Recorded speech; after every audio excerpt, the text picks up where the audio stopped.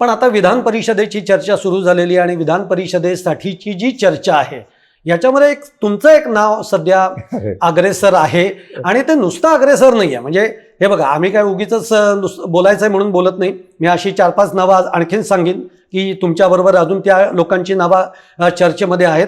पण तुमचं नाव अग्रेसर आहे याला कारण असं आहे की आज तळागाळातली जी काही लोक आहेत, कार्यकर्त्यांबरोबरची आहेत, माणसं आहेत, यांनी आग्रह केलेला आहे की साहेब, म्हणजे तुम्हाला ते म्हणतात की तुम्ही आता विधान परिषदेवर जायला पाहिजे, अशी एक त्यांची सुद्धा भावनिक इच्छा आहे आणि तुमचं नावही आहे. त्यातून तुम्ही एकनाथ शिंदेंच्या गुडबुक मधले आहेत. काय खरं काय चित्र आहे? सुहासजी, असं जर असेल तर ते मी माझं भाग्य समजतो.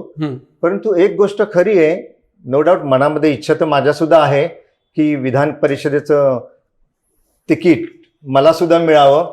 कारण मी सर्वतोपरी प्रयत्न करत असतो. जेव्हापासून मी शिवसेनेमध्ये आहे तेव्हापासून मी शिवसेनेच्या संघटना वाढीसाठी जे कोणी आमच्या मुख्यालयामध्ये बाळासाहेब भवन म्हणजे काय आमचं मुख्यालय तिथे येत असतात, तिथे मी गेली 4 वर्ष प्रत्येक गरीबाला न्याय देण्याचा प्रयत्न करत असतो. असा कोणताही व्यक्ती नसेल या राज्यामधून आलेला जो मला भेटला, बाळासाहेब ठाकरे भवनमध्ये आला शिवसेनेकडे काही मदत मागायला आणि मी त्याला मदत केली नाही. तिथे अनेक पक्षांची लोक येतात. मी प्रत्येकाला प्रयत्न केलेला आहे. त्याचं जे काही काम असेल ते बघायचं, संबंधित विभागाला फोन करायचा, अगदी न घाबरता मी फोन केलेले आहेत.